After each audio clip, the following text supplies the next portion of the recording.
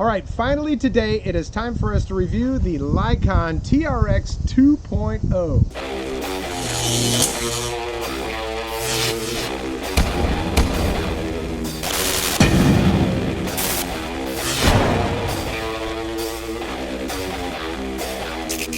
Welcome to the Vapor Trail channel. I'm Tony, and yeah, today we're going to be taking a look at the Lycaon Board TRX 2.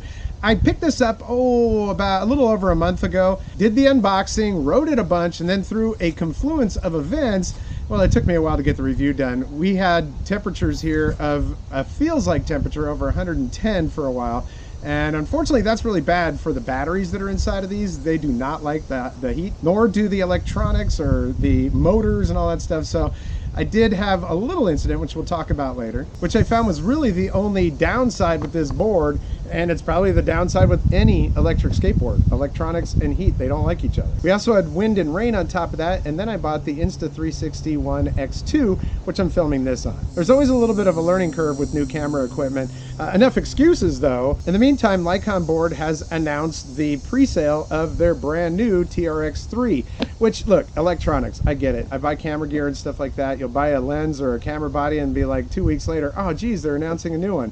Doesn't matter, you wanted it when you got it, right? And I'm very happy with this board. So what I'm gonna do today is give you my thoughts on the board, and then I'm gonna do a little comparison between this and the TRX 3.0. Currently, the only place to get the TRX 2.0 is through their website via Canada, and I think it might be Canada sales only. I'm assuming that's just selling off the rest of the stock before they release the brand new board. Not a lot of differences with this and the new board, but there are some significant improvements, which I would have loved to have had, but you know, it is what it is. This thing is just, it makes me very happy.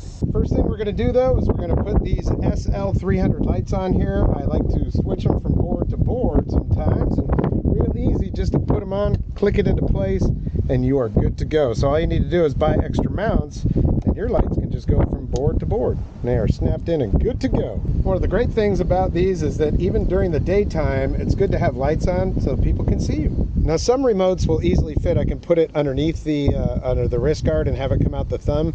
This one does not, so at least it's not very comfortable that way. So what I do is I just put it around the outside of it. Good to go.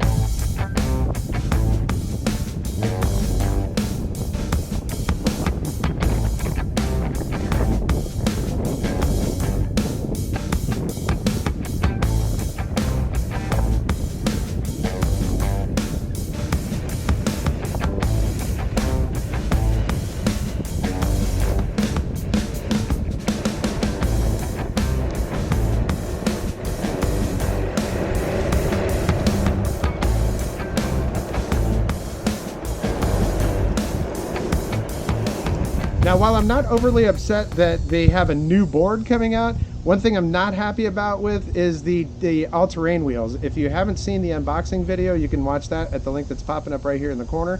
But yeah, in that, I was so excited about those all-terrain wheels. While the cloud wheels that are on this board that came stock on it are all-terrain, they're more like urban all-terrain. You know, I've tried taking them on some gravel and stuff. It works on that, you know, but you're not going to be going across big grass lots or anything unless you put those pneumatic tires on there. Thing is, I really enjoy these wheels, and I've been riding it with these, and it just hasn't been a problem for me.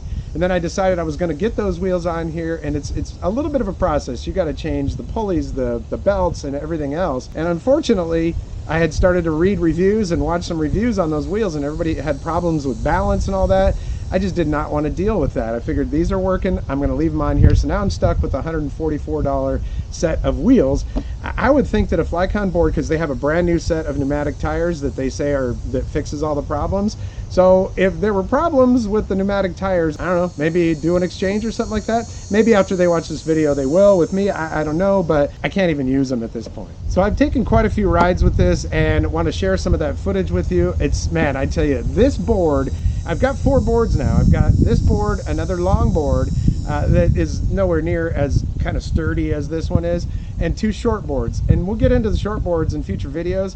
I feel a little bit squirrely on those, you know what I mean? It's just not the same. Riding this is like riding a big cloud, man. It's like riding the magic carpet. It's like riding, I don't know. It's like riding a big RC car is almost what it's like, and it sounds like that. I will tell you that the There are two types of boards. There are hub boards, and then there are belt-driven boards, and this is a belt-drive board. As far as a range test, I've gone about 118 miles on this board so far, but I haven't, ridden it from full battery to empty. There's a lot of range tests on the TRX2 out there already, so if you want to see that, well, I'm sure you can check it out. The only problem that I have had with this board is one day when the heat index, where the feels like temperature was about 115 degrees, and I had been riding for about 20 minutes in medium gear, I started to hear like a ringing, or just something was coming from the motors that didn't sound right.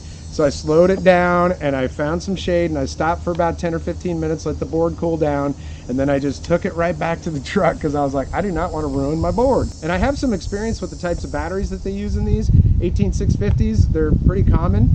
You don't want them to overheat. A runaway battery situation is not what you want. I've ridden this on many different conditions though, and it's just so comfortable, and I've got the other boards with the sleeves, with the hubs. Boy, I tell you what, it can be a rougher ride because you just feel every bump. Now the TRX 3.0 does not come stock with the cloud wheels. It comes stock with, I want to say that it comes stock with the new rubber wheels that they have. Those are one of the big changes that they've made. They're basically three big changes. Like this graphic right here says, the major upgraded components are a powerful, high reliability battery. They're using Molicel 21700 batteries, which are superior to the 18650, a continuous 45 amp discharge current, 10C high discharge rate, wide range operating temperature, exceptional cycle life with consistent performance.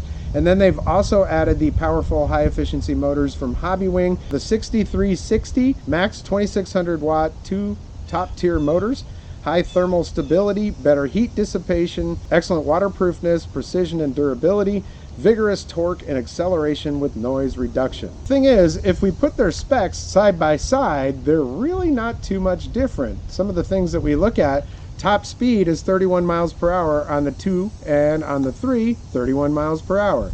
On the 2, range is 30 to 35 miles. On the 3, 30 to 35 miles. You get to the battery that is in the 2 is a 12S4P, 44.4 volt Samsung 35E Sanyo GA 3500 18650 lithium ion cells. In the TRX3, it's Molicel P42A 21700 lithium ion cells. 12S3P 12.6 amp, 12S3P. They both have a customized Hobbywing Smart ESC. The motor rating though on the 2.0 that I have here is 2 times 950 watts, whereas on the 3.0 it's 2 times 1500 watts. Hill climbing up to 30% on both of them. So spec wise, if you look at these side by side, they just don't seem all that much different. I mean, you've got the better battery and the more powerful motors, which I know is going to give you more torque, but I don't really need more torque than what I've got right now. But you would think it maybe would give you more range or something, but it doesn't. So really the big improvements with the 3.0 is going to be the battery, the motors, and also the wheels.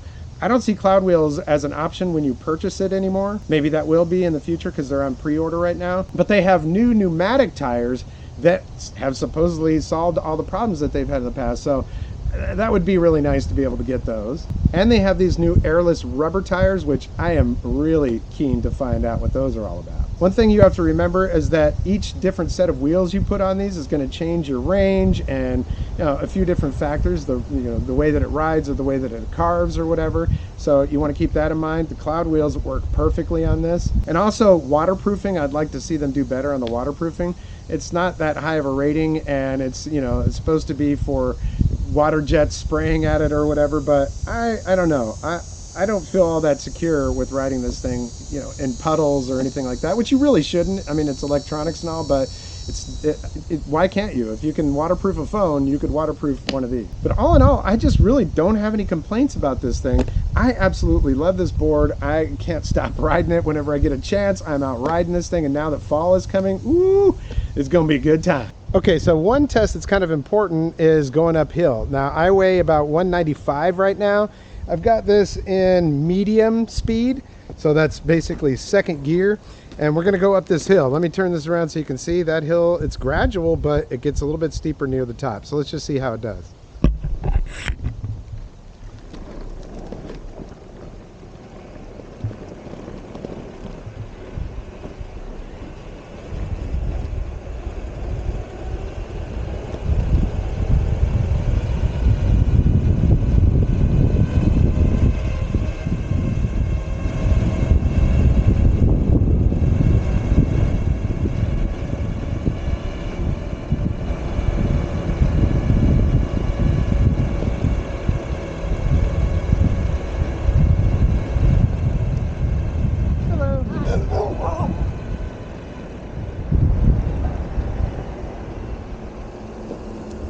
right, so it went up that no problem.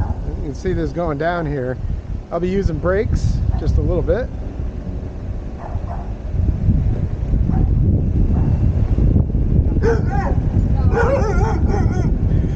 Yeah, dogs seem to love the electric skateboard, yeah. And a little bit of brakes here.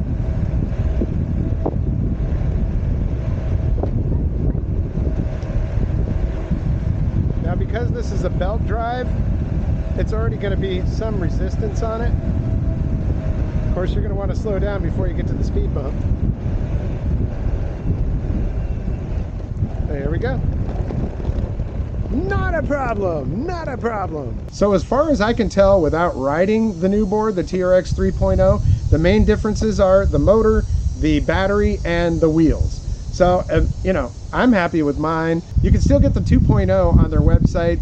I think it's Canada only for that, but I suppose maybe you just pre-order and give it a little bit of time and wait. It'll probably be there before Christmas. My verdict on whether you should buy it or not is if you're looking for an all-terrain board that performs really well and is not that expensive, because when you start looking at these boards, you're talking $1,500 to $2,000.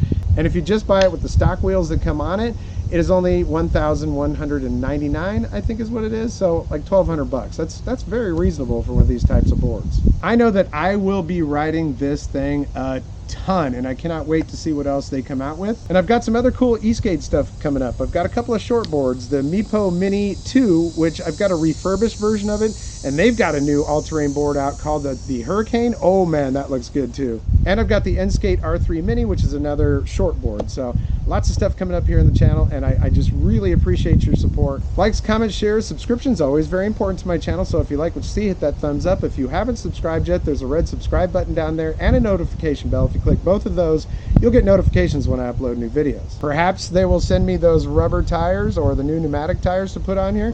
That would be great. I have links down there for Facebook, Twitter, Pinterest, and Instagram. If you have one of those, I'd appreciate a follow. And I just want to thank you again. That's going to do it for this episode. We'll catch you next time on the Vapor Trail channel.